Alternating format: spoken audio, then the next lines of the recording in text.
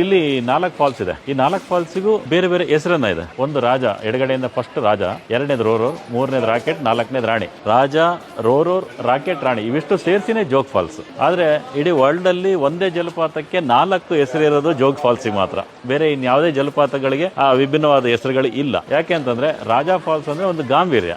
ರಾಜ ಫಾಲ್ಸಿಗೆ ಗಾಂಭೀರ್ಯ ಇದೆ. ಅಂದ್ರೆ ಅದು ಒಂದ್ಸಾರಿ ನೀರು ಮೇಲಿಂದ ಧುಮುಕಿದ್ರೆ ಅದೆಲ್ಲೂ ಬಂಡೆಕಲ್ಲಿಗೆ ಟಚ್ ಆಗಲ್ಲ. ನೀವು ಅದನ್ನ ಅಬ್ಸರ್ವ್ ಮಾಡಬಹುದು. ಸೀದಾ ಕೆಳಗಡೆಗೆ ಬಂದ್ಬಿಡುತ್ತೆ. ಅದೇ 830 ಅಡಿ ಇರುವಂತದ್ದು. ಜೋಗ ಜಲಪಾತದ ಎತ್ತರ ಅಂತಂದ್ರೆ ರಾಜ ಫಾಲ್ಸಿನ ಹೈಟನ್ನೇ ಗಣನೆಗೆ ತಗೊಳ್ಳುವಂಥದ್ದು. ಎರಡನೇದು ಅರ್ಧದಿಂದ ಬರ್ತಾ ಇದೆ ನೋಡಿ, ಬಂಡೆಕಲ್ ಒಳಗಿಂದ ಬರುವಂತದ್ದು ಕಾಣಿಸ್ತಾ ಇದೆಯಲ್ಲ ನಿಮಗೆ, ಸಣ್ಣ ಫಾಲ್ಸ್. ಅದೇ ರೋರೋರ್ ಫಾಲ್ಸ್ ಅಂತೇಳಿ. ಅದೇನಕ್ಕೆ ರೋರೋರ್ ಫಾಲ್ಸ್ ಹೇಳ್ತಾರೆ ಅಂತಂದ್ರೆ ನಮಗೆ ಅರ್ಧ ಭಾಗ ಮಾತ್ರ ಕಾಣಿಸ್ತಾ ಇದೆ, ಇನ್ನು ಅರ್ಧ ಭಾಗ ಮೇಲ್ಗಡೆಯಿಂದ ಬರುತ್ತೆ ನೀರು, ಆ ಬಂಡೆ ಒಳಗಿಂದ ಬರುತ್ತದು. ಆ ಬಂದಂತ ನೀರು ನಮಗೆ ಆ ರೋರೋರ್ ಫಾಲ್ಸಿನ ತುದಿಗೆ ಕಾಣ್ತಾ ಇದೆಯಲ್ಲ, ಆ ಕಲ್ಲಿಗೆ ಬಡಿಯುತ್ತೆ. ಬಡದಾಗ ಅಲ್ಲಿ ಬರುವಂತ ಶಬ್ದ ನಮಗೆ ನೇರವಾಗಿ ಕೇಳುತ್ತೆ. ಹಾಗಾಗಿ ಆ ರೋರೋರ್ ಫಾಲ್ಸಿನ ಶಬ್ದ ಈ ಎಲ್ಲಾ ಫಾಲ್ಸ್ ಗಳಿಗಿಂತ ಹೆಚ್ಚಾಗಿ ನಮಗೆ ಕೇಳುತ್ತೆ. ಹಾಗಾಗಿ ಅದಕ್ಕೆ ರೋರೋರ್ ಅಂತ ಕರೀತಾರೆ. ರೋರ್ ಅಂದ್ರೆ ಗರ್ಜನೆ ಅಂತ. ಮೂರನೇ ಫಾಲ್ಸ್ ರಾಕೆಟ್ ಫಾಲ್ಸ್. ಸರ್ ನೋಡ್ಲಿಕ್ಕೆ ಆ ರಾಕೆಟ್ ಫಾಲ್ಸ್ ನಿಮಗೆ ಆ ಶೇಪ್ ಇದೆ ನೋಡಿ, ಆ ಶೇಪ್ ರಾಕೆಟ್ ಶೇಪ್ ಇದೆ. ಮತ್ತೆ ಈ ಎಲ್ಲಾ ಜಲಪಾತಗಳಿಗಿಂತ ಹೆಚ್ಚಿಗೆ ನೀರು ಬರೋದು ರಾಕೆಟ್ ಫಾಲ್ಸ್ ಅಲ್ಲೇ. ಹಾಗಾಗಿ ಅದಕ್ಕೆ ರಾಕೆಟ್ ಅಂತ ಕರೀತಾರೆ.